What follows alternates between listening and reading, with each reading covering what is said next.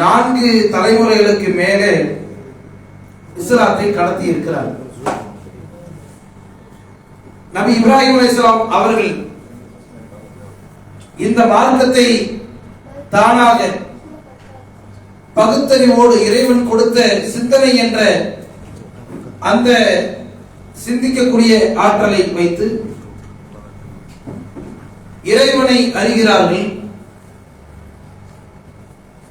பல்வேறு ஆய்வுகளுக்கு பின்பாக இறைவனை அறிந்து முழுமையாக உணர்ந்து இறை அச்சத்தில் இறை நம்பிக்கையில் உறுதியாக இருந்ததன் காரணத்தினால் அவர்கள் அடுத்த நிலைக்கு தான் உறுதியாகிவிட்டோம். அதே போல நம்முடைய குழந்தை, நாம் பெற்றெடுத்த குழந்தை, தன்னோடு பயணிக்கக்கூடிய மனைவி, இவர்கள் அனைவரையுமே உறுதியாக மாற்ற வேண்டும் என்ற ஒரு எண்ணம் அவர்களையும் பக்குவமாக பொறுமையானவர்களாக மாற்றியது என்று சொன்னால் மிகையாகாது.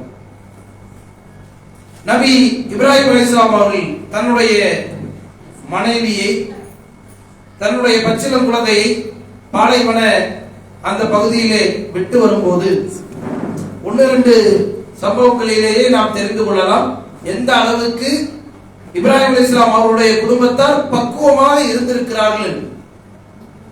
பாலைவனத்தில் விட்டு வரக்கூடிய சூழ்நிலையில் சாரா ஹாஜரா அம்மையார் கேட்கக்கூடிய கேள்வி, இப்படி எந்த ஒரு மனித சூழ்நிலையிலும் இல்லாத நிலையில், யாருமே இல்லாத ஒரு நிலையில் எங்களை விட்டு செல்கிறீர்களே என்று சொல்லும் பொழுது இப்ராஹிம் அலைஹிஸ்ஸலாம் அவர்கள் எந்த பதிலும் சொல்லாமல் செல்லுகிறார்கள். அப்பொழுது ஹாஜரா அம்மையார் கேட்ட ஒரு கேள்வி, இது அல்லாஹ்வுடைய கட்டளையா என்று கேட்கும் பொழுது நபி இப்ராஹிம் அலைஹிஸ்ஸலாம் அவர்கள் சொன்ன ஒரே வார்த்தை ஆம் என்று சொல்லிவிட்டு அப்படியே செல்கிறார்கள். அப்பொழுது இப்ராஹிம் அலைஹிஸ்ஸலாம் அவருடைய மனைவியிடமிருந்து வரக்கூடிய வார்த்தை, அல்லாஹ் எங்களை பாதுகாக்க போதுமானவன் என்பதாக அல்லாஹ்வின் மீது பொறுப்பை சாட்டி பொறுமையை மேற்கொள்பவர்களாக இருந்தார்கள் என்ற விஷயத்தை நாம் வரலாறுகளிலே பார்க்க முடிகிறது. நபி இஸ்மாயில் அலைஹிஸ்ஸலாம் அவர்களும் சரி, வாலிப பருவத்திலே அவர்களை அறுக்கக்கூடிய நிலையில் அவர்கள் சொன்ன வார்த்தை, இது அல்லாஹ்வுடைய கட்டளை என்றால் இதனை நீங்கள் நிறைவேற்றுங்கள், என்னை பொறுமையாளர்களில் ஒருவராக நீங்கள் பார்ப்பீர்கள் என்பதாக சொன்ன அந்த பொறுமை, அந்த பக்குவம், அந்த கட்டமைப்பு நம்மிடம் வர வேண்டும் என்பதற்காக அவர்கள் செய்த பிரச்சாரம் நாமும் செய்ய வேண்டும், நம்முடைய குடும்பத்தாருக்கு செய்ய வேண்டும், ஷிர்க்குக்கு எதிராக செய்ய வேண்டும், இந்த மார்க்கத்துக்கு எதிராக இருக்கக்கூடிய பல்வேறு விஷயங்களுக்கு எதிராக பிரச்சாரத்தை செய்ய வேண்டும் என்ற அடிப்படையில் இந்த அஜெண்டாவானது, இந்த செயல் திட்டமானது எடுத்து வைக்கப்படுகிறது. அதன் அடிப்படையில் நம்முடைய கிளையின் சார்பாக இஸ்லாம் ஓர் எளிய மார்க்கம் என்ற நிகழ்ச்சி இன்று நடத்தப்படுகிறது. இந்த நிகழ்ச்சியிலே நாம் நம்முடைய சந்தேகங்கள், இஸ்லாம் சார்ந்த சந்தேகங்கள், நாம் நம்மளுடைய நடைமுறை வாழ்க்கையில் இது சரியா தவறா என்று எப்பொழுதெல்லாம் சந்தேகம் வருகிறதோ அது போன்ற பல்வேறு சூழ்நிலைகள் உங்களுக்கு வந்திருக்கும். அந்த கேள்விகளை நீங்கள் இங்கே கேட்கப்படும் பொழுது மார்க்க அடிப்படையிலே, குர்ஆன் ஹதீஸ் அடிப்படையிலே இன்ஷா அல்லாஹ் உங்களுக்கு பதிலளிக்கப்படும். ரொம்ப பேசிக்கான क्वेश्चन அப்படினா முடிஞ்ச அளவு அதுக்கு ஃபர்ஸ்ட் பிரையாரிட்டி கொடுக்காம ஓரளவு நாம் இந்த கேட்பதன் மூலமாக பல்வேறு மக்களுக்கு பலன் அளிக்கும் அப்படின்ற மாதிரி நீங்க நினைச்சீங்கன்னா அந்த மாதிரியான கேள்விகளை கேளுங்க. தொழுகையை எப்படி, இந்த ரொம்ப பேசிக்கா இல்லாம உங்களுக்கு நீங்கள் வாழ்க்கையில் சந்திக்கக்கூடிய சில விஷயங்கள், அது மாதிரியான கேள்விகளை இன்ஷா அல்லாஹ் கேளுங்க. டோக்கன் உங்களுக்கு தந்திருப்பாங்க, அதன் அடிப்படையில் கேளுங்க. ஒரு ஆள் ஒரு கேள்வியை கேளுங்க. ஏன்னா நிகழ்ச்சி பல்வேறு மக்களுக்கு இதுக்கு வாய்ப்பளிக்கணும். அதே மாதிரி ஒரு கேள்வி நீங்க நினைத்து வைத்த கேள்வி ஒரு நபர் கேட்டு விட்டார் என்றால் வேற ஏதாவது கேள்விகள் இருந்தால் கேளுங்க. அது வேற क्वेश्चन இருந்தால் கேளுங்க. கம்பல்சரியா கேட்டுதான் ஆகணும்ன்றது இல்ல. உங்களுடைய பதில் கிடைத்து விட்டால் இன்ஷா அல்லாஹ் நீங்க அடுத்தடுத்த விஷயங்களுக்கு ஏதாவது வேற ஏதாவது கேள்விகள் இருந்தால் இன்ஷா அல்லாஹ் இது பண்ணலாம். சில நபர்களுக்கு இன்ஷா அல்லாஹ் கேள்வி கேட்கணும்னு நினைப்பீங்க, வாய்ப்பு இல்லாமல் போகும். இந்த மாதிரியான ப்ரோக்ராம்ஸை பொறுத்தவரை பொதுவாக தொடர்ச்சியாக நம்மளுடைய கிளை சார்பாக நடத்தி கொண்டுதான் இருக்கிறோம். அதனால தொடர்ச்சியாக இந்த நிகழ்ச்சியில ஒருவேளை கேட்க முடியல, டைம் இல்லைன்ற பட்சத்துல அடுத்தடுத்த நிகழ்வுகள்ல நீங்க இணைந்து கொள்ளலாம் இன்ஷா அல்லாஹ். இதுல கேள்வி கேட்டுட்டு கொஞ்சம் அமைதி காக்கிற மாதிரி பார்த்துக்கோங்க. குழந்தைகள்லாம் இருப்பாங்க. கொஞ்சம் இந்த நிகழ்ச்சி முழுக்க இந்த பெண்களை தான் முன்னாடி வச்சிருக்கோம், கீழே தான் ஆண்கள் இருக்காங்க. ஸோ இந்த இன்ட்ராக்ஷன் அப்படின்றது ரொம்ப முக்கியம். நாம கேள்வி கேட்டுட்டு நம்ம வாட்டுக்கு வேற எங்கேயோ பார்த்துக்கிட்டு இருக்க கூடாது. வேற ஏதாவது இல்லாம முடிந்த அளவு அந்த இன்ட்ராக்ஷனோடு இருந்தால் மிக சரியாக இருக்கும் இன்ஷா அல்லாஹ். நிகழ்ச்சிக்குள்ள போயிடலாமா? சரி, எல்லாம் தயாரா இருக்கிறீங்களா? சரி, அப்படியே எல்லாம் செட்டில் ஆயிருங்க. குழந்தைகள்லாம் கொஞ்சம் பார்த்து பக்கமா வச்சுக்கோங்க இன்ஷா அல்லாஹ். ரொம்ப ஓவரா ஆடிட்டு இருந்தாங்கன்னா கீழே ஆண்கள் இருந்தாங்கன்னா, யாராவது இருந்தாங்கன்னா, அவங்களுடைய தந்தை இருந்தாங்கன்னா கீழே அனுப்பிச்சு விட்டுருங்க, பிரச்சனையே கிடையாது. கீழே ராகத்தா இருக்கலாம். இன்ஷா அல்லாஹ் நிகழ்ச்சி ஆரம்பிச்சு குழு சகோதரர் சுஜா அலி அவர்கள், சுஜா அலி எம்ஐசி அவர்கள் உங்களுடைய கேள்விகளுக்கான பதிலை அளிப்பார்.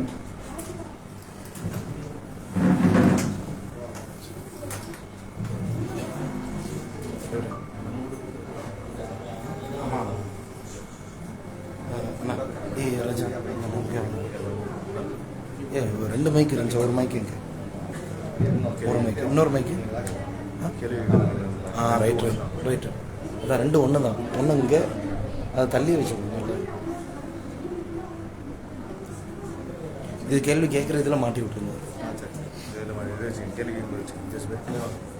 கேள்வி கேட்குறது அங்கே தூரம் ரெக்கார்டு வராது. கேள்வி இருக்கிறவங்க கொஞ்சம் முன்னாடி இப்போ வந்து கேள்வி கேட்டுட்டு வந்து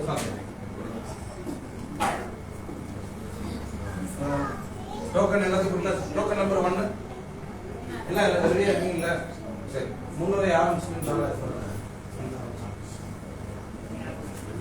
அஸ்ஸலாமு அலைக்கும் வரஹ்மத்துல்லாஹி வபரகாத்துஹு.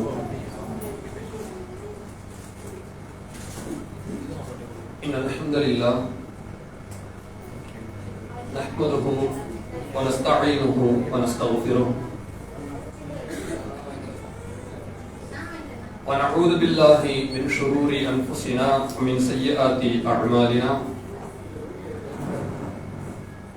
من يهده الله فلا مضل له ومن يضلل فلا هادي له.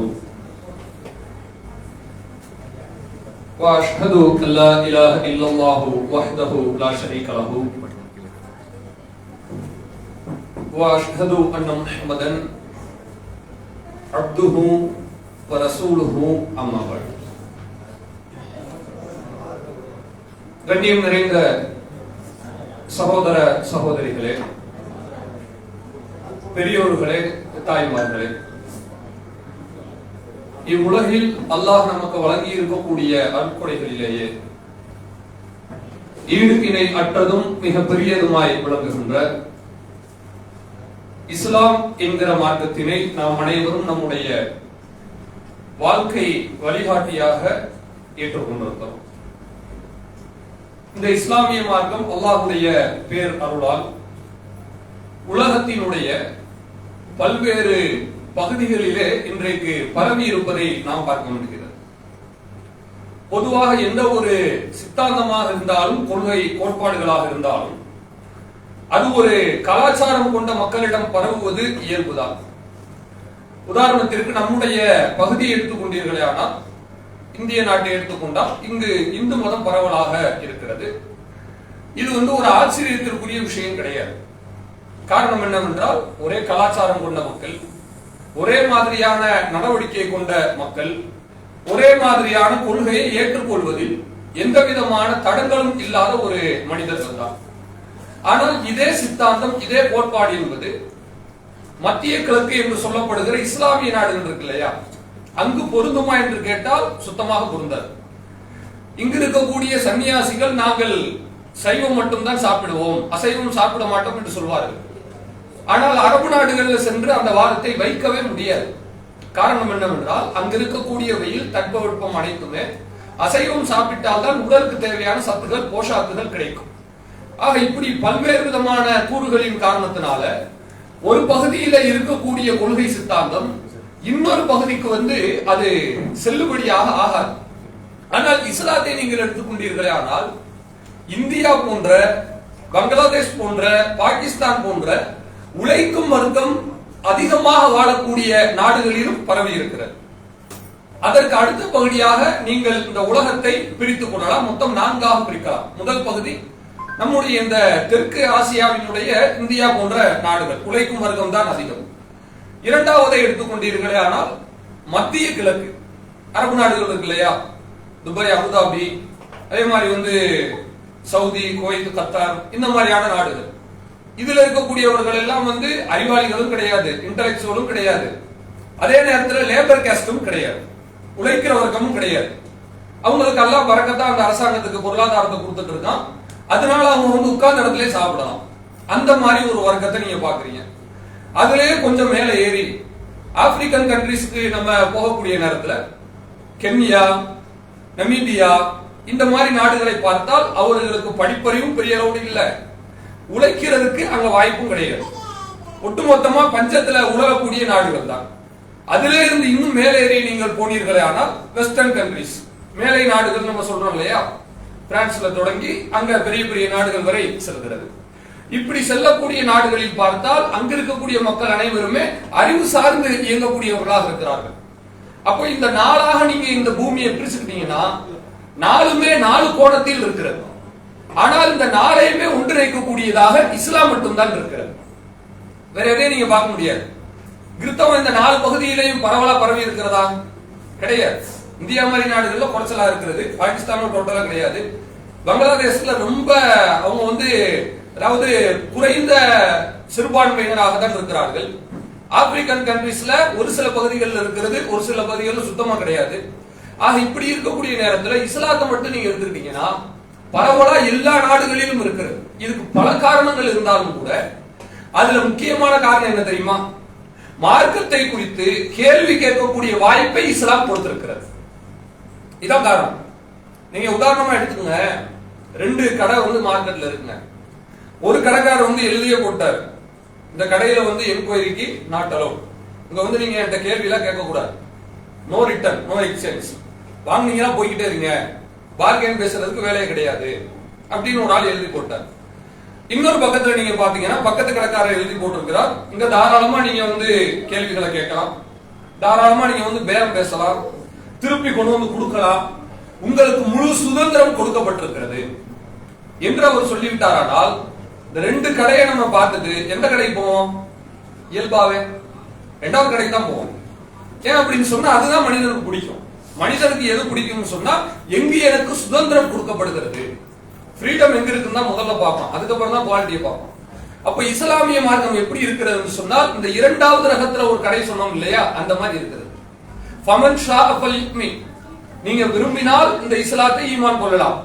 வமன் ஷா ஃபல் யக்ஃபுர், நீங்கள் விரும்பினால் வேண்டாம் என்றும் சொல்லிவிடலாம். லா இக்ராஹ ஃபித்தீன், இஸ்லாத்துல எந்த கம்பல்ஷனும் கிடையாது. அதே மாதிரி இங்க ஃபஸ்அலு அஹ்ல ஸிக்ர் இன் குன்தும் லா தஅலமூன், நீங்கள் தெரியாமல் இருப்பதை இழிவுபடுத்த மாட்டோம், தாராளமா நீங்க தெரிஞ்சவங்கள்ட்ட கேட்கலாம் என்று இஸ்லாம் சொல்கிறது. அப்போ கேட்கிறதுக்கும் இஸ்லாத்துக்கு அனுமதி இருக்கிறது, பிடிக்காவிட்டால் திரும்பி செல்வதற்கும் அனுமதி இருக்கிறது, முழு சுதந்திரம் கொடுக்கப்பட்டிருக்கிறது. இவ்வளவு தூரம் கொடுத்த பின்னால ஒருத்தனுக்கு பிடிச்சோ பிடிக்கிறதா இருக்கும், இதுதான் உண்மை.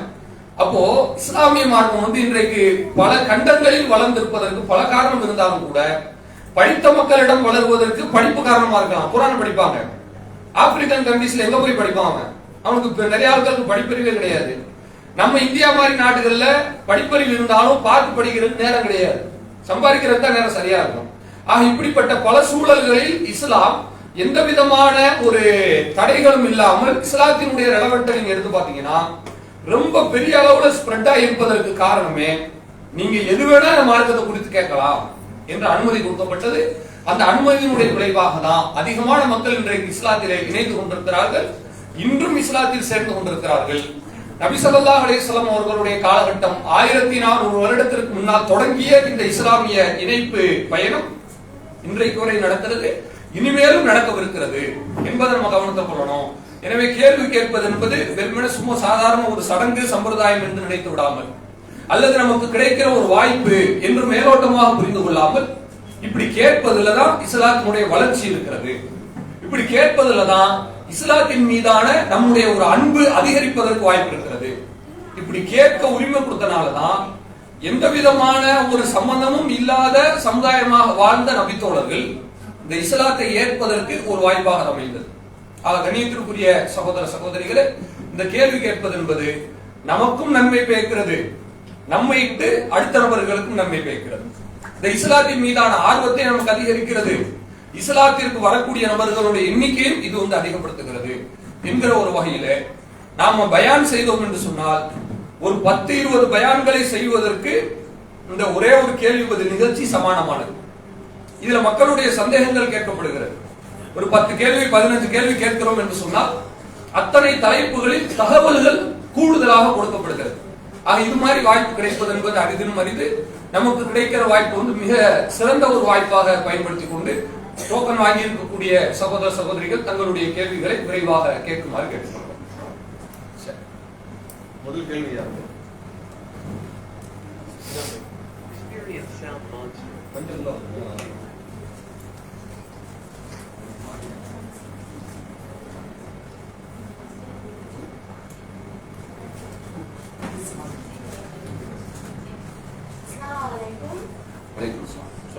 தங்கம் வெள்ளிக்கு மட்டும்தான் நம்ம ஜகாத்து கொடுப்போம், இல்லைன்னா மற்ற விஷயத்துக்கும் நம்ம கொடுப்போம். ஃபார் எக்ஸாம்பிளுக்கு மாசம் மாசம் நம்ம சம்பளம் வாங்குவோம், அதுல இருந்து ஒரு தொகையை ஜகாத்தா கொடுக்கணும்.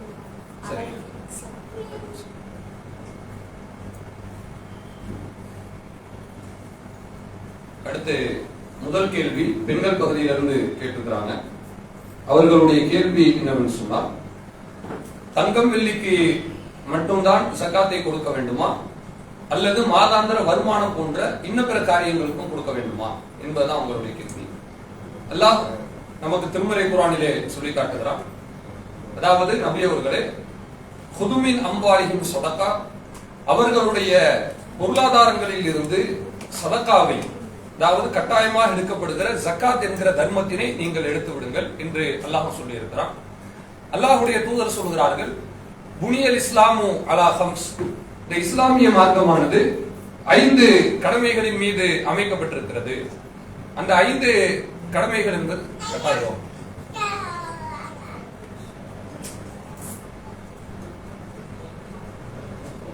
கேக்குதுங்களா?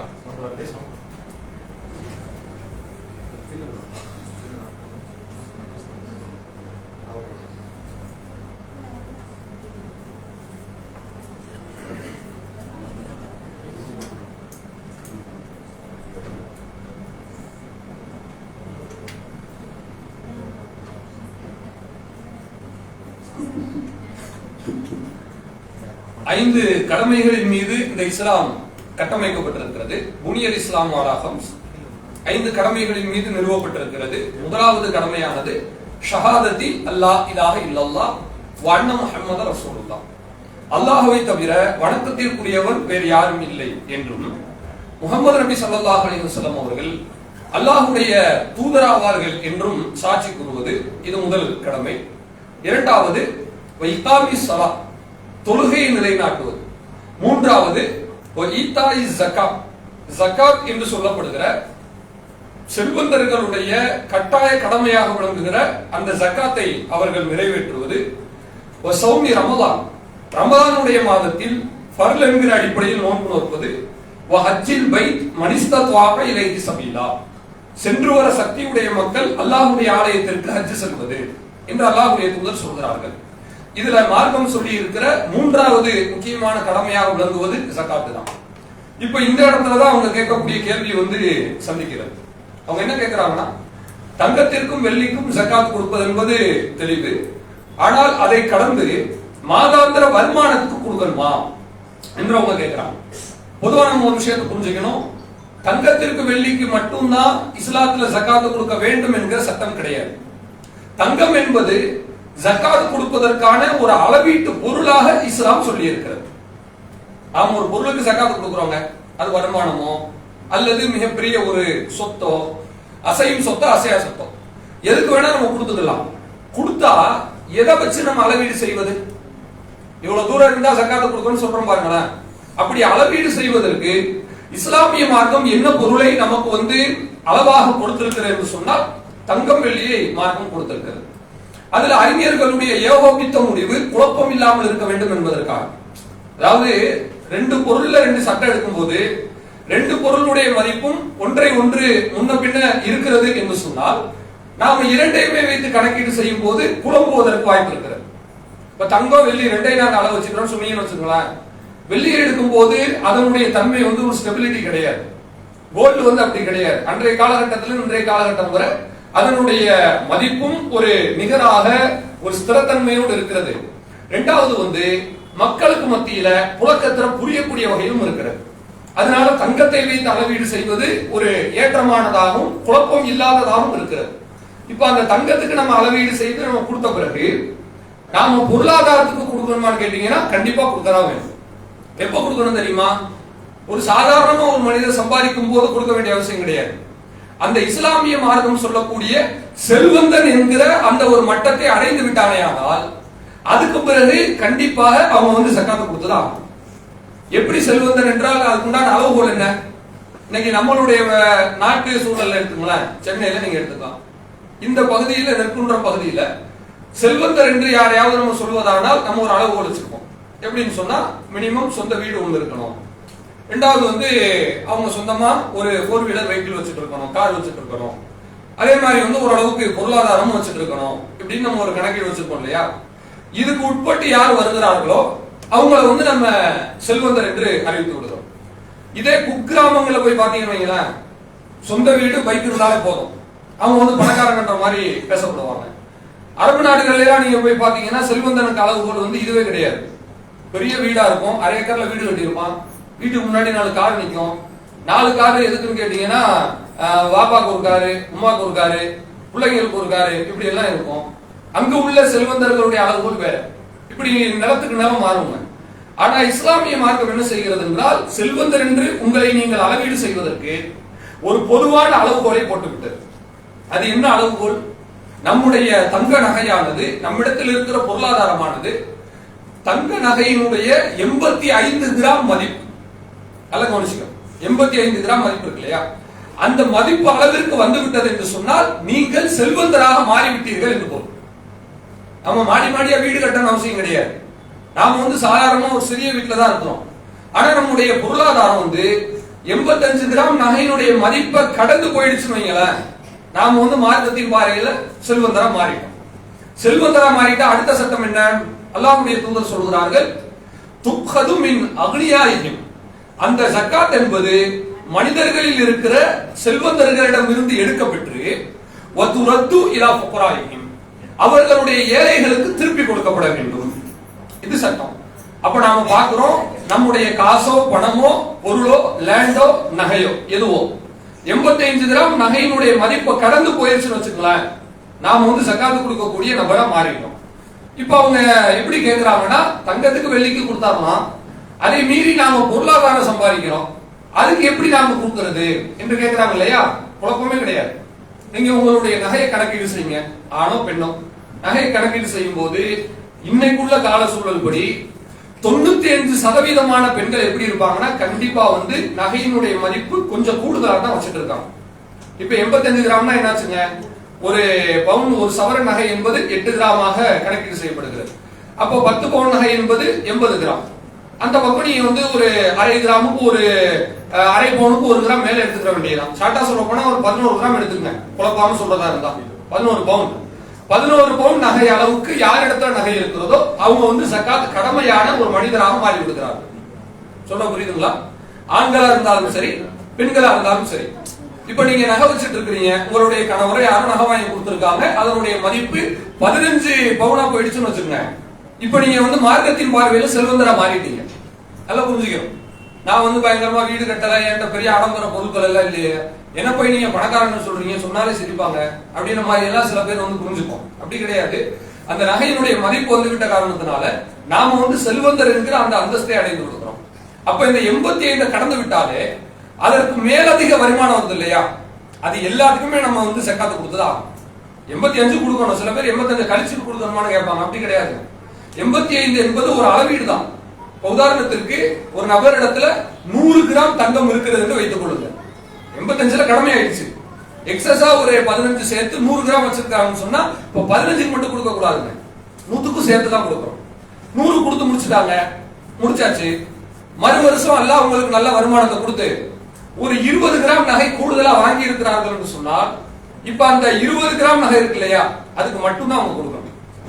120 கிராம் சேர்த்து கொடுக்க கூடாது. ஏன்னா அதுக்கு ஆல்ரெடி அதை வந்து பியூரிஃபைட் ஆயிடுச்சு, அதை வந்து சுத்தம் செய்தாகிவிட்டது. ஜக்காத்துன்னு சொல்லிட்டு நம்ம தமிழ்ல சொல்றோம்ல, ஜக்காத் என்பது அரபு வார்த்தை. ஜக்கா என்றால் என்ன பொருள் என்று சொன்னால் தூய்மை செய்வது. அல்லாஹ் குர்ஆன்ல எல்லாம் சொல்றான், பலா துஸக்கு அன்ஃபுஸக்கும், உங்களை நீங்கள் தூய்மைவாதம் பேசிக் கொள்ளாதீர்கள். கத் அஃப்லஹ மன் தஸக்கா, யார் தூய்மையாக நடக்கிறாரோ அவர் மறுமையில வெற்றி பெற்று விட்டார் என்று குர்ஆன் சொல்கிறது. தூய்மைனா எந்த தூய்மை? குளிச்சனால நீட்டா ட்ரெஸ் பண்ணிக்கிற தூய்மை கிடையாதுங்க. மார்க்கம் சொல்வது அக தூய்மையை சொல்லவில்லை, புல தூய்மையை சொல்லி காட்டுகிறது இந்த இடத்துல. அது போல ஜக்கா என்று சொன்னாலே தூய்மை செய்வது என்று பொருள். ஆக நீங்க ஒரு முறை உங்களுடைய பொருளாதாரத்துக்கு கொடுத்து விட்டீர்கள் என்று சொன்னால் கொடுத்ததுக்கே மீண்டும் கொடுக்க வேண்டிய அவசியம் கிடையாது. புதிய வருமானம் இருக்கு இல்லையா, அதுக்கு மட்டும்தான் நீங்க கொடுக்கணும். ஆக உங்களுடைய பொருளாதாரம் என்பது 85 கிராம் நகையாகவே வந்துவிட்டாலும் சரி, அல்லது நகையினுடைய மதிப்பளவுக்கு, சில பேர்ட்ட நகை இருக்காது, லேண்ட் ஊர்ல வாங்கி போட்டிருப்பாங்க. எப்படின்னு கேட்டீங்கன்னா, உதாரணத்துக்கு ஒரு 5 சென்ட் நிலம் வாங்கி இருக்கிறாங்கன்னு வச்சுக்கோங்க. 1 சென்ட் நிலத்தினுடைய வேல்யூ வந்து ஒரு 5 லட்சம் ரூபாய் என்று வைத்துக் கொள்ளுங்க. அப்ப 5 சென்ட் என்பது 25 லட்சம் ரூபாய் பெருமானம் பெறக்கூடியதாக அது மாறி விடுகிறது. அப்போ நாம 85 கிராம் கணக்கு பண்ணா என்ன ஆயிடுச்சு? ஒரு பவுன் நகை இன்னைக்கு ரேட்டு படி நீங்க 50,000 ரூபாய் வச்சுக்கோங்க. சற்றைய குறைய முன்ன இருக்கலாம், ஒரு குத்துமதிப்பா நான் சொல்றேன். அப்போ 50,000 ரூபாய் என்று வைத்துக் கொண்டால் 10 சவரன் என்பது 5 லட்சம் ரூபாய்.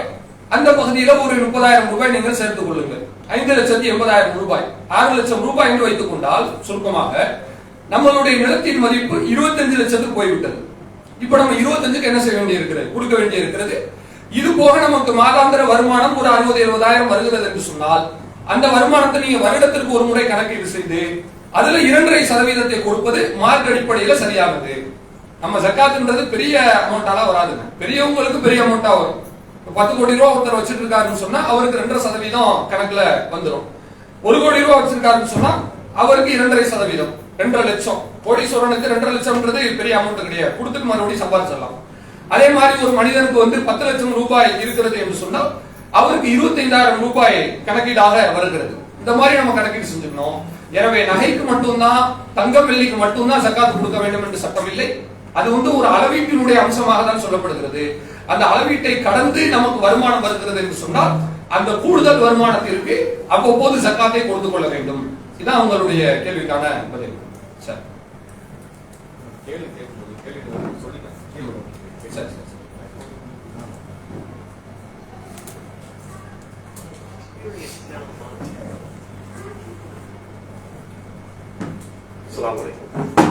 என்னோட கேள்வி என்னன்னா, இப்ப நம்ம நார்மலா மரணிக்கிறாங்க, அவர்களுக்கு வந்து நமக்கு கபர் வாழ்க்கையை வந்து நமக்கு தெரிஞ்சு தெரியுது. இப்போ ஒரு சிலர் வந்து தீயில கருகி போயிடுறாங்க, விமான விபத்துல வந்து உடல் சிதைஞ்சு போயிடுறாங்க. இப்ப கடல்ல பயணிக்கும் பொழுது அவர்கள் வந்து இறந்து மீன் அந்த மாதிரி சாப்பிட்டோம்னா அவர்களுக்கு மறுமை கபர் வாழ்க்கை இருக்கின்றதா? அது சம்பந்தமான கொஞ்சம் விளக்கங்களோட கொடுக்கலாம். கண்டிப்பா. அதாவது இரண்டாவது நபருடைய கேள்வி என்னவென்று சொன்னால், இப்ப மறுமையில அல்லாஹ் ரப்பல் ஆலமீன் சொர்க்க நரக தீர்மானிக்கிறதுக்கு முன்பாக கபருடைய வாழ்க்கையை கட்டமைச்சிருக்கான். அந்த கபருடைய வாழ்க்கையில நல்லவர்களுக்கு மிக நிம்மதியான தூக்கமும், தீயவர்களுக்கு தாங்க இயலாத தண்டனையும் கொடுக்கப்படும் என்பது மார்க்கத்தினுடைய கருத்து.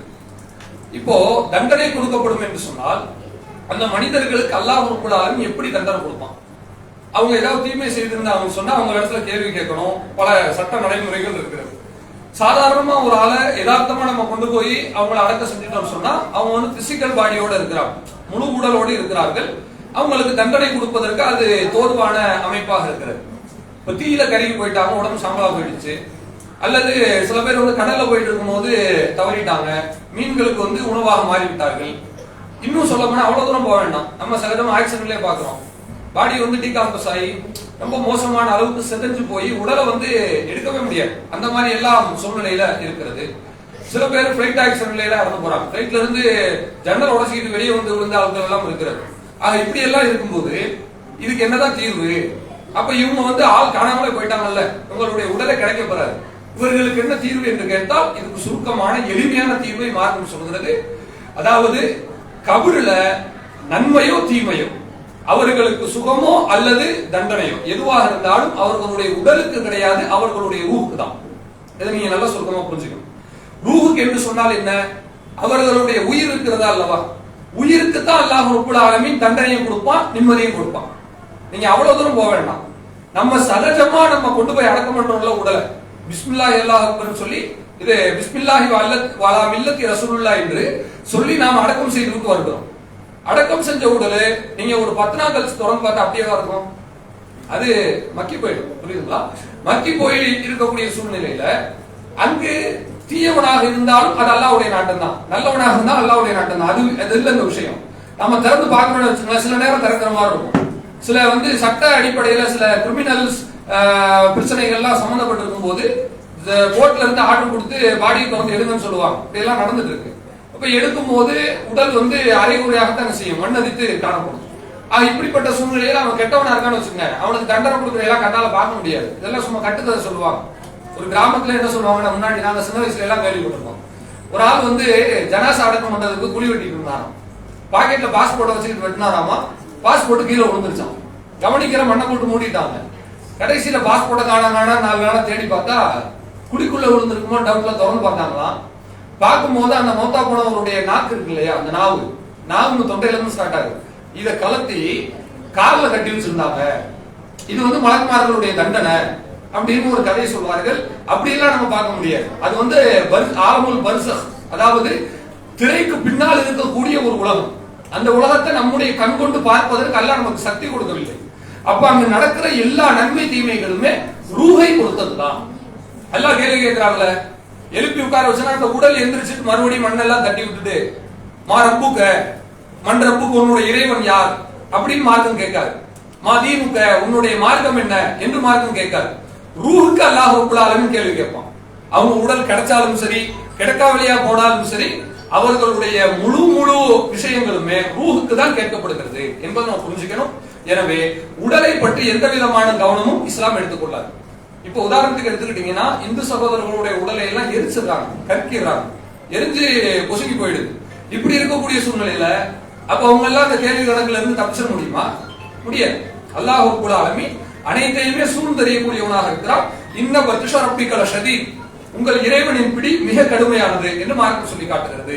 எனவே முழுக்க அந்த தண்டனைகள் அனைத்துமே ரூஹு சம்பந்தப்பட்டதுதானே ஒழிய உடல் சம்பந்தப்பட்டது கிடையாது என்பதை நம்ம புரிஞ்சுக்கணும். எனவே அவர்களுடைய உடல் கிடைக்க பெற்றாலும் சரி, கிடைக்க பெறாவிட்டாலும் சரி, அவர்களுடைய ரூஹுக்கு எல்லாம் கேள்வி கேட்பான்.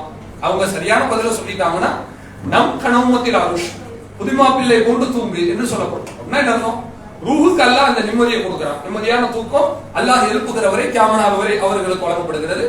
சரியான பதிலை சொல்லவில்லை என்று சொன்னார், ஹாஹாலா ஆதிரி, ஐயோ எனக்கு தெரியலை என்று அவன் பதற ஆரம்பித்து விட்டான் என்று சொன்னால் அவனுக்கு வந்து மிக கொடுமையான தண்டனைகள் கொடுக்கப்படுகிறது என்று வருகிறது. அந்த தண்டனைகளும் ரூஹுக்கு தானே ஒழிய உடலுக்கு கிடையாது. உடலை பற்றி சம்பந்தப்படக்கூடியது அனைத்துமே இந்த உலகத்தோடு முடிந்து விட்டது. உலகத்தோடு நம்ம என்ன செஞ்சிடும், மனித உடல் என்கிற அந்த சஞ்சாரம் முடிந்துவிடும். கபருக்குள்ள நம்ம கொண்டு போய் வச்சுட்டாலே அங்கு வேற ஒரு உலகத்திற்கு அவர்கள் போய் விடுகிறார்கள் என்று சொல்லக்கூடிய நேரத்துல அங்க அனைத்துமே மாறிவிடும். உதாரணத்துக்கு மலக்குமார்கள் வந்து என்ன மொழியில கேட்பாங்க அப்படி எல்லாம் நம்ம சொல்ல முடியாது. கேள்விகளை நான் சொல்றேன், கேள்வி கேட்கிறாங்கல்ல, அரபியில கேட்பாங்க அப்படின்னு நம்ம சொல்ல முடியாது. அங்கு கேட்கக்கூடியது அல்லாஹ்வினுடைய நாட்டம் தான். அப்ப அரபியில கேட்கறாங்கன்னு வச்சுக்கோங்க, நம்ம எப்படி போய் அங்க அரபி பேசுறது? அரபி கேட்டா எனக்கு தெரியாது, லாங்குவேஜே தெரியாது, நம்ம வந்து தப்பிச்சிட முடியுமா? முடியாது. அந்த உலகம் என்பது வேறு. நம்மளுடைய கம்யூனிகேஷன், நம்முடைய பார்வை, நம்முடைய தொடர்பு, வாழ்க்கை, வழிமுறை அனைத்துமே புதுமையானதாக இருக்கும். ஆக நம்முடைய உலக வாழ்க்கையை வச்சு அதை நம்ம கணக்கீடு செய்யாம அங்கு வந்து ரூஹுக்கு தான் தண்டனை கொடுக்கப்படுகிறது, ரூஹுக்கு தான் இன்பங்கள் கொடுக்கப்படுகிறது என்று புரிந்து கொண்டால் போதுமானது. இது ஒரு போதுமான விளக்கம் நினைக்கிறேன். அடுத்து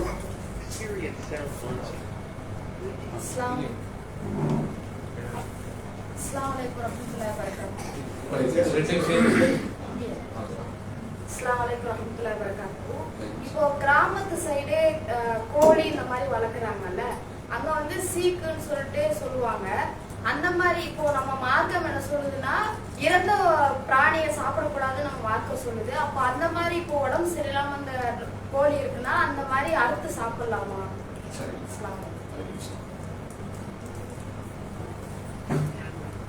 அதாவது மூன்றாவது நபருடைய கேள்வி என்னன்னு சொன்னா, இப்போ கிராமங்கள்ல எல்லாம் எடுத்துக்கிட்டா நம்ம கோழி இந்த மாதிரி வளர்த்து அறுத்து சாப்பிட்டு இருக்கிறோம். அப்போ தானா இருந்த பிராணிகளை சாப்பிடக்கூடாது. ஹலாலாக இருந்தாலும் மார்க்கத்துல வந்து மைத்தத் என்று சொன்னால் தானாக இருந்த பிராணி இருக்கு இல்லையா, அது வந்து ஹராமாக்கப்பட்டிருக்கிறது, சாப்பிடக்கூடாது. ஆனா சில கோழிகள் வந்து மரணத்தினுடைய கட்டத்துல இருக்கும். இன்னும் ஒரு நாள் வச்சீங்கன்னா அது ஒப்பாத்தாயிடும். கோழிக்கு மட்டும் இது பொருந்தாது, ஆடு மாடு பல ஜீவராசிகளுக்கு பொருந்தும். இப்படி இருக்கக்கூடிய சூழ்நிலையில நம்ம அறுத்து சாப்பிட்டுக்கலாமா அப்படிங்கறது அவங்களுடைய கேள்வி. இதுல நம்ம 2-3 விஷயங்களை கவனிக்க வேண்டி இருக்கிறது.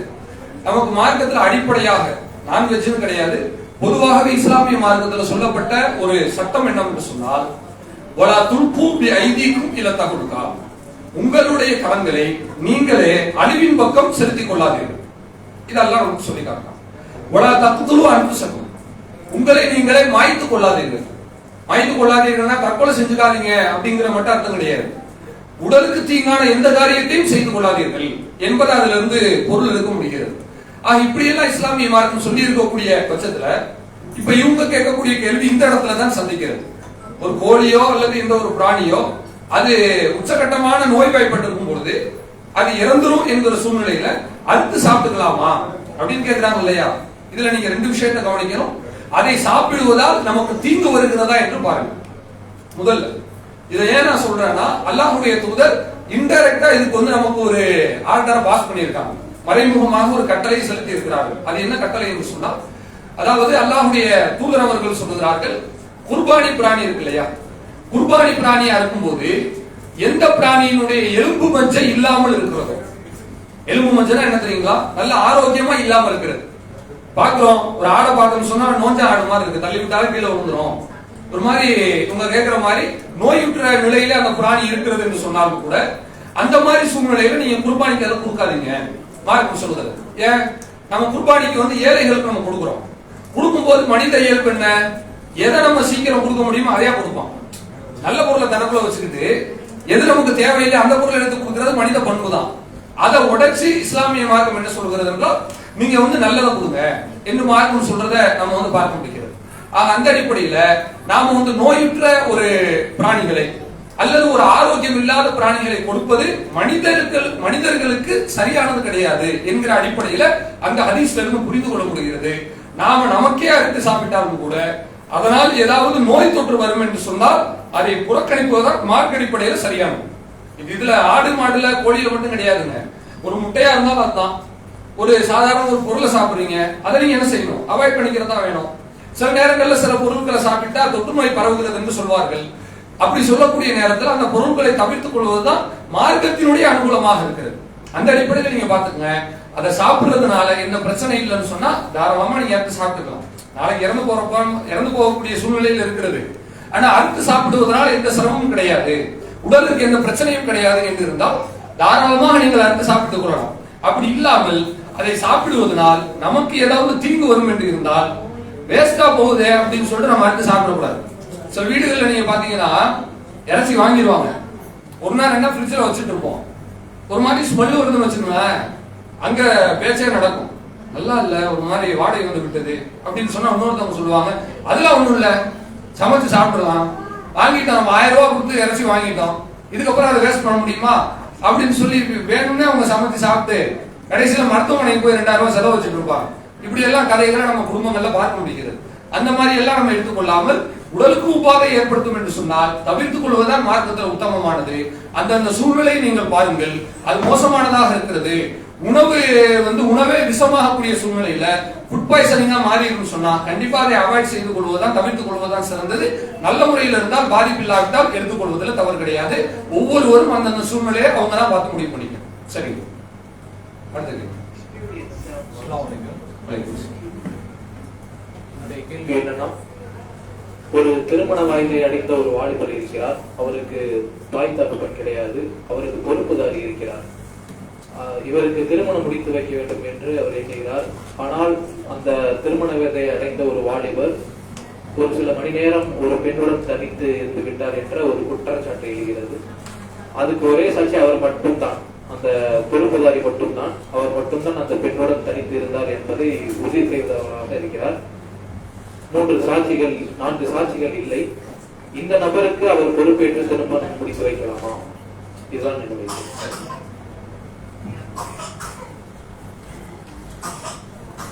அடுத்து ஆண்கள் பகுதியில இருந்து கேட்டிருக்கிறாங்க. என்ன கேள்வின்னு சொன்னா, ஒரு நபர் தாயும் தகப்பனும் இழந்த நிலையில இருக்கிறார். அவருக்கு திருமணம் செய்யக்கூடிய பருவத்தை எட்டக்கூடிய நேரத்துல அவர் அந்நிய பெண்ணோடு தனித்திருந்து விட்டார் என்கிற ஒரு சூழ்நிலை ஏற்பட்டு விட்டது. அதற்கு ஆதாரம் யார் என்று சொன்னால் அந்த இளைஞருடைய பொறுப்பாளர் மட்டும்தான். இப்படி இருக்கக்கூடிய சூழ்நிலையில அதை அவங்க நிரூபிக்கணும்னு சொன்னா 4 சாட்சி தேவையா, இல்ல அவர் ஒரு சாட்சியே போதுமானதா என்பதை நம்ம இந்த இடத்துல அவங்க கேட்கிறாங்க. நீங்க நல்லா புரிஞ்சுக்கோங்க, இந்த 4 சாட்சி அப்படிங்கிற கான்செப்ட் இருக்குல்ல, இது எல்லா விஷயத்துக்கும் கிடையாது. இஸ்லாமிய ஆட்சி அவருக்கு ஹத்து கொடுக்கணும், தண்டனை கொடுக்க வேண்டும். அந்த தண்டனை தனித்திருந்தது கிடையாது. தனித்திருந்தது தப்பு, அது மார்க்கத்துல தப்பு, அதெல்லாம் தெரியும். ஹத்து என்கிற அந்த குற்றவியல் தண்டனை எப்போ வரும்னு சொன்னா அவர் பிசிக்கலா அதை பிராக்டிஸ் பண்ணி இருந்தாராம். புரியுதுங்களா சொல்றது? அப்படி அவர்கள் செய்திருக்கக்கூடிய நேரத்துலதான் அவர்களுக்கு மார்க்கம் சொல்லி இருக்கிற அந்த தண்டனை கொடுக்கப்படும். அதாவது திருமணம் ஆகாத நபர்களாக இருந்தால் அவர்களுக்கு 80 கசையடி கொடுக்கப்படுகிறது. ஆன நபர்களாக இருந்தால் மரண தண்டனை விதிக்கப்படுகிறது. கல்லால் எரிய வேண்டும். எரிகிற நேரத்தில் அவர்கள் இறந்து விட்டார்கள் என்று சொன்னால் அது அல்லாஹ்வுடைய விதி. ஆக இப்படி இருக்கக்கூடிய சூழ்நிலையில இந்த மாதிரியான குற்றவியல் நடைமுறை சட்டம் இருக்கு இல்லையா, இஸ்லாமிக் ரூலிங் இருந்து அதுல இஸ்லாமிக் ஆக்ட் அங்க பாஸ் பண்ணப்பட்டா மட்டும்தான் அதுக்குதான் 4 சாட்சி எடுத்துட்டு வரணுமே ஒழிய ஒரு ஜமாத்துலயோ அல்லது ஒரு நபரிடத்திலேயோ போய் சொல்வதற்கு பாருங்க எங்க வாங்க 4 பேர் பாருங்க அப்படின்னு அழைச்சிட்டு வர வேண்டிய அவசியம் கிடையாது. வாழும் போது இந்த பொறுப்பாளர் ஒரு திருமணம் முடித்து வைக்கலாமா என்று கேட்கிறார்கள். தாராளமா முடித்து வைக்கலாம். தவறு செய்வது மனித இயல்பு, தவறை மீண்டும் மீண்டும் செய்வது தவறான ஒரு குணம் என்று ஒரு தத்துவம் இருக்கிறது. அல்லாஹ்வும் திருமறை குர்ஆனிலே சொல்லி காட்டுகிறான், இன்னம தௌபத்து அலல்லாஹ். யாருக்கு அல்லாஹ்வுடைய தௌபா இருக்கிறது என்று சொன்னால் இல்லதீன யஅமலுன ஸூஅ பிஜஹாலத்தி, ஒரு அறியாமையினால் ஒருவன் தவறு செய்து விடுகிறான். அதாவது ஒரு அறியாமையினாலேயோ ஒரு சந்தர்ப்ப சூழ்நிலையினால ஒருத்தன் தப்பு செஞ்சுட்டு சும்ம யதூபூன மின் கரீப், பிறகு விரைவாகவே அவன் தௌபா செய்து விட்டான் என்று சொன்னால் ஃபௌலாயிக யதூபுல்லாஹு அலைஹிம், அல்லாஹ் அவருடைய தௌபாவை ஏற்றுக்கொள்கிறான். இது யாருக்கு தௌபா இல்ல? வலைசத்தி தௌபத்து லில்லதீன யஅமலுன ஸூஅ, அதாவது ஒருவன் ஒரு தீமையை செய்து விடுகிறான், செய்துவிட்டு காலை இன்னி துபுத்துலான், மரண நேரம் வருது இல்லையா, வரும்போது அவன் சொல்றான் நான் இப்ப தௌபா செஞ்சுட்டேன், இப்ப நான் திருந்திட்டேன் என்று சொன்னானே, ஆனால் அவனுக்கு தௌபா கிடையாது என்று மார்க்கம் சொல்றாரு. தவறு செய்யறது மனித இயல்புதாங்க. எல்லா தப்பையும் செஞ்சுவிட்டு மனுஷன் தான் தப்பு செய்யக்கூடியவன் அப்படின்னு ஒரு சேஃப்டி கார்டு எடுப்பாங்க பாத்தீங்களா, இது தவறு. மனிதன் என்றால் தப்பு செஞ்சுட்டு ஆகணும்லாம் அவசியம் கிடையாது. மனித பிள்ளை என்னவென்று சொன்னால் ஒரு முறை தவறு செய்தால் திருத்திக் கொள்ள வேண்டும், அடுத்து செய்யக்கூடாது. மீண்டும் மீண்டும் அந்த தப்பை செஞ்சு விட்டு அல்லது வேணும்னே செய்து விட்டு நான் மனுஷன் தான் என்று அந்த ஸ்டாண்ட் எடுக்கிறான்னு வைங்க, கண்டிப்பா இது மனிதர்கள் இடத்துல வேண்டுமானால் பேசி ஜெயிப்பதற்கு போதுமானதா இருக்குமே ஒழிய அல்லாஹ்விடத்தில் அகப்பட்டே தீருவார். இன்னஹு அலிமும் பிதாத்தி சுதூர், அல்லாஹ் அவர்களுடைய உள்ளங்களில் உள்ளதை ஊடுருவி அறியக்கூடியவனாக இருக்கிறான் என்றெல்லாம் மார்க்கம் சொல்லி காட்டுகிறது. எனவே இப்படி ஒரு தவறு செய்து விட்டால் திருந்தி விட்டால் அவருக்கு திருமணம் செய்து வைப்பது மாபாதக குற்றம் கிடையாது, செய்து வைக்கத்தான் வேண்டும். அந்த தவறை மீண்டும் செய்யக்கூடாது என்பது மார்க்கத்தினுடைய நிலைப்பாடு. சரி, அடுத்த கேள்வி. அடுத்த கேள்வி, ஹஜ்ஜுக்கு செல்பவர்கள் ரவுலா ஷரீஃபில் தொழுவது சுன்னத்தா? சரி,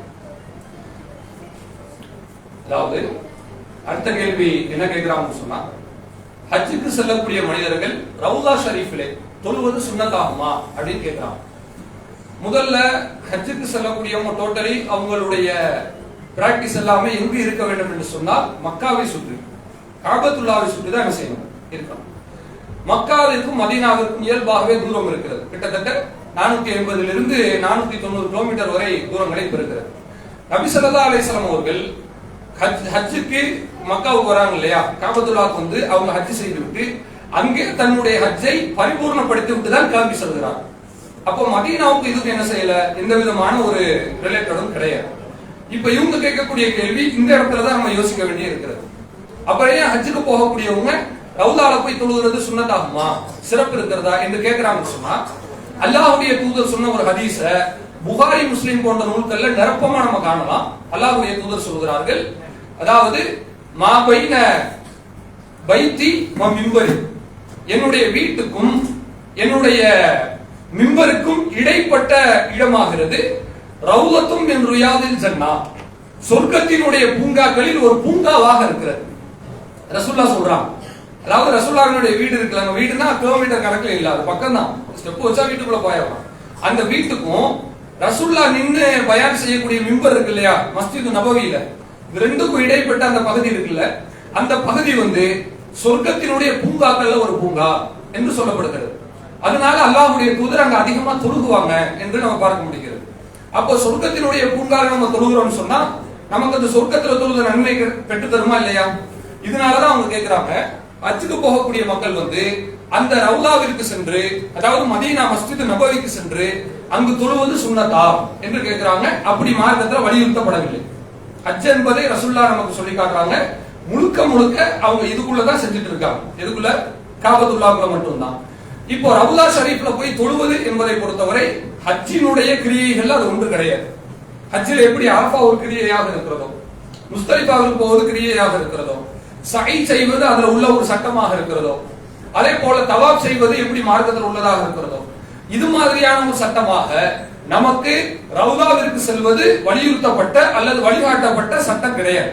இதை முதல்ல புரிஞ்சுக்கணும். அப்ப நம்ம போய் தொழுகலாமா தொழக்கூடாதா என்று கேட்டால் தொழுவதற்கு மார்க்கத்தில் தடை கிடையாது. அது ஹஜ்ஜில் அடங்காது. நீங்க ஹஜ் இது இல்லாமலே ஹஜ்ஜை செஞ்சு முடிச்சாதான். ஆனா முடிச்சுட்டு யாரும் மக்காவுக்கு இவ்வளவு தூரம் போகக்கூடியவங்க மதீனாவுக்கு போகாம என்ன செய்ய மாட்டோம், வரமாட்டோம். ஏனென்று சொன்னால் அல்லாஹ்வுடைய தூதர் சொல்கிறார்கள், லா துஷத்து ரிஹால் இல்லா இலா ஸலாத்தா, மூன்றே மூன்று பள்ளிவாசல்களை தவிர வேறு எதற்கும் நன்மை கருதி வாகனங்களை கொண்டு போய் கட்டக்கூடாது.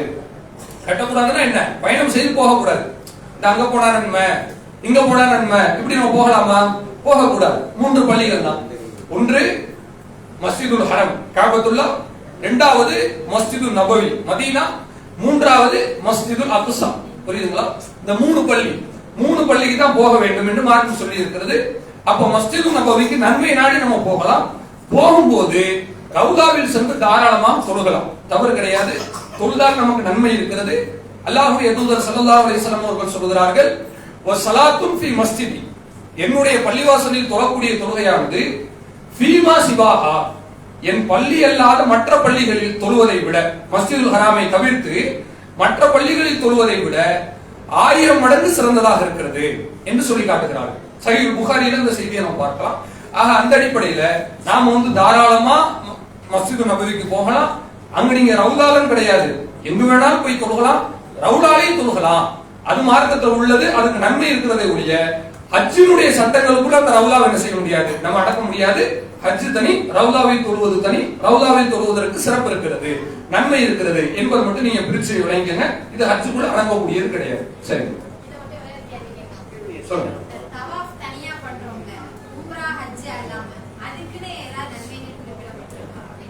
சரிங்க, அவங்க என்ன கேட்கிறாங்கன்னா, ஹஜ் உம்ரால அடக்கம் இல்லாம தவாஃப தனியா செய்யறோம் இல்லையா, அதுக்கு நன்மை இருக்கிறதா என்று கேட்கிறாங்க. மார்க்கத்துல நம்முடைய இஸ்லாமிய மார்க்கம் தனியான ஒரு குறிப்பான சட்டத்தை சொல்லி காட்டுகிறது.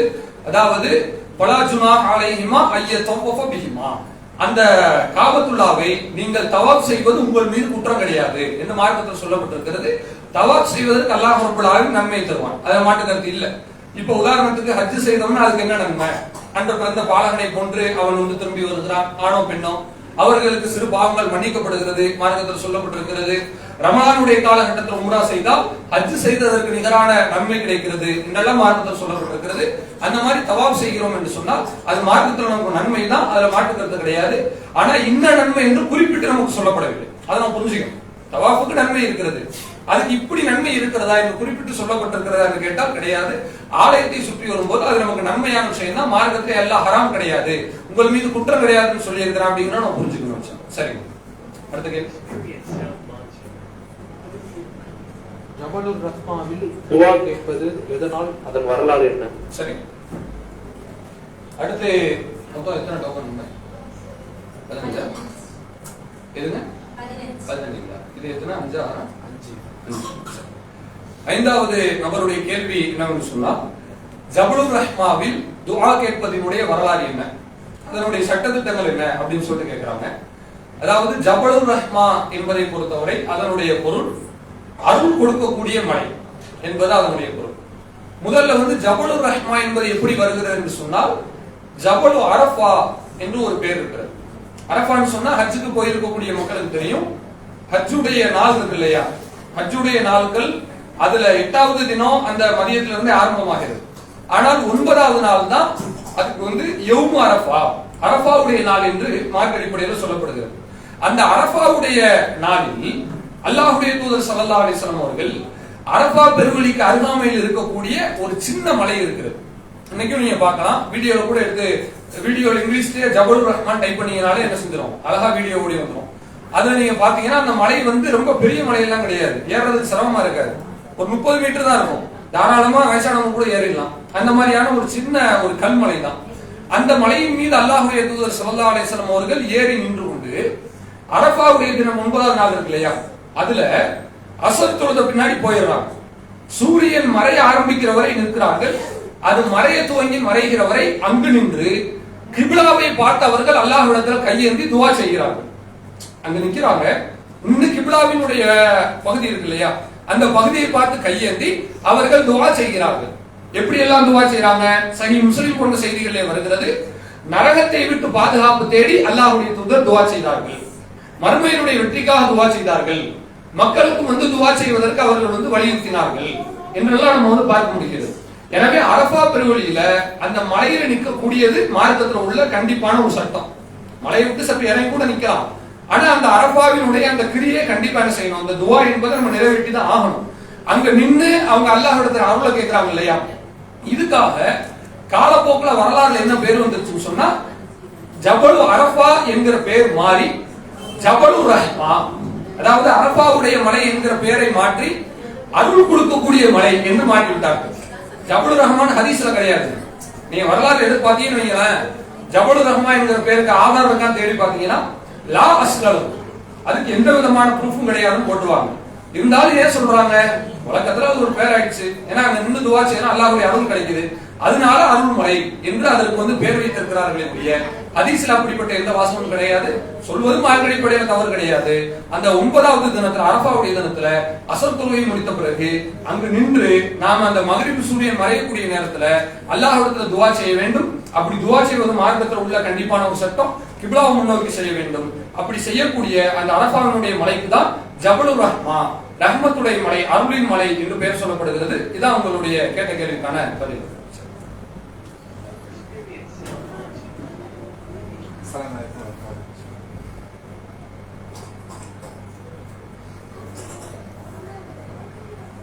சூரா அல் பக்ராவில் 102வது வசனத்துல ஹாரூத் மாரூத் அவங்க வந்து மலக்குகள்னு சொல்லியிருக்காங்க. சரி, அவங்க மலக்குகளா இல்ல ஷைத்தான்களா? ஹாரூத் மாரூத் வந்து மலக்குகளா ஷைத்தான்களா? அதான். ஏன்னா மலக்குகள்னு குர்ஆன்ல வருது. சரி, இதை சொல்லு.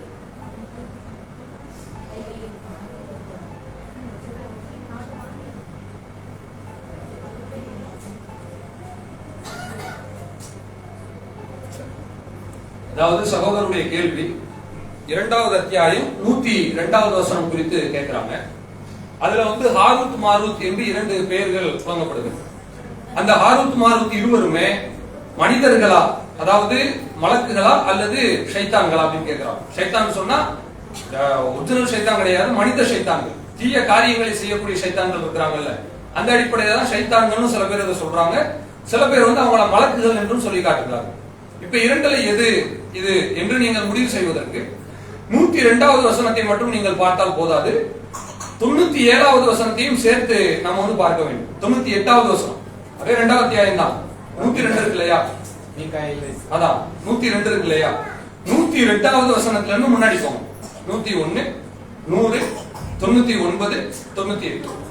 98ல அல்லாஹ் என்ன சொல்லி காட்டுகிறான், அதாவது மன்கான அதுவல் இல்லாஹி வ மலாயிகத்திஹி வ ருசுலி, யார் அல்லாஹ்வையும் அதே போல அல்லாஹ்வினுடைய வானவர்களையும் அல்லாஹ்வினுடைய இறை தூதர்களையும் எதிரியாக எடுத்துக் கொள்கிறாரோ, அல்லாஹ் பொதுவா சொல்லிட்டான்.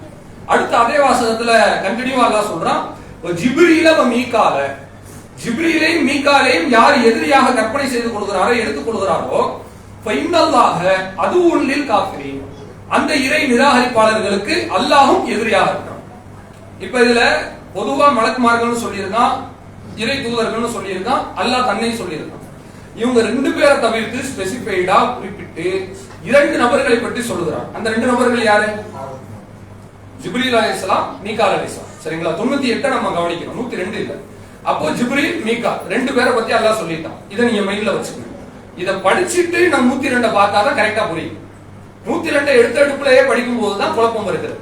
98 படிச்சாச்சு, ஜிப்ரீல் மீகால்னு அதுல 2 பேர் சொல்லப்பட்டாங்கன்னு வந்துருச்சு. இப்ப 98 இப்படி சொன்ன பின்னாடி அல்லாஹ் என்ன செய்கிறான்னு சொன்னால் அடுத்து பெரிய ஒரு சட்டத்தை சொல்லி வருகிறான். அதாவது நாம முகமது நபி உங்களுக்கு தெளிந்த வசனங்களை நாம் கொடுத்திருந்தோம். அப்படிப்பட்ட வசனங்களை பாவிகளை தவிர வேற யாரும் மறுக்க மாட்டாங்க. ஒண்ணு, அப்படிப்பட்ட வசனங்களை யூதர்கள் இருக்கிறாங்கல்ல, அவங்க முதுகு பின்னாடி தூக்கி எரிஞ்சுட்டாங்க. அதை ஒரு ரெஸ்பான்ஸ் எல்லாம் அவங்க நடத்திட்டாங்க. அப்படி எல்லாம் சொல்லிட்டு 102வது வசனத்துல சொல்றான், வத்தபு மா தத்லு ஷயாத்தீன், ஷைத்தான்கள் ஓதியதை சிலர் பின்பற்றினார்கள். அந்த சிலர்கள்லாம் யாரு? யூதர்கள்ல உள்ள தப்பான மனிதர்கள் இருக்கிறார் இல்லையா, அந்த தவறான மனிதர்கள் ஷைத்தான்கள் ஓதியதை பின்பற்றினார்கள். புரியுதுங்களா? யூதர்கள்னு சொல்வதை விட தவறான மனிதர்கள். எப்ப இந்த சம்பவம் சம்பவம் நடக்கிறது என்று சொன்னால் ரசூலுல்லாஹ்வினுடைய காலத்திலேயா? கிடையாது. அலா முல்கி சுலைமான். எப்பொழுது நடக்கிறது?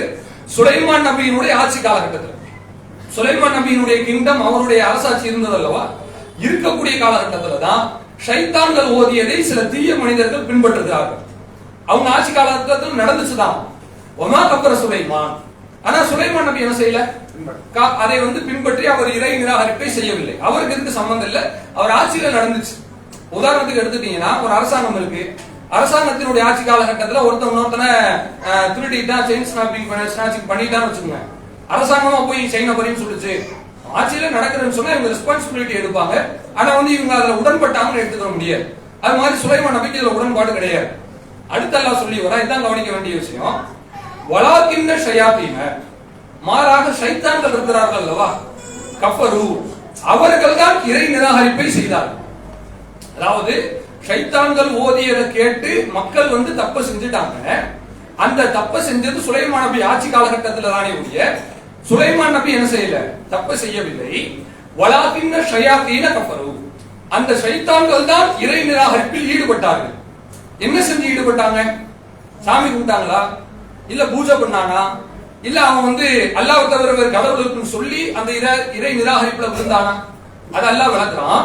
எப்படி இறை நிராகரிப்புல விழுந்தான்னு சொன்னா, அல்லிமூன் அன்னாஸ சிகர, அல்லாஹ் புரிஞ்சுக்கங்க, அவர்கள் மக்களுக்கு சிகரை கற்றுக் கொடுத்து காபிராய் போனார்கள். அதாவது காபிரா போறதுக்கு பல வகைகள் இருக்குது. காபிர் அப்படிங்கிறது ஒரு டிஸ்கிரிப்ஷன், அது ஒரு உள்ளடக்கமா நீங்க எடுத்துக்கணும். அதுக்குள்ள நிறைய விஷயங்கள் இருக்கு.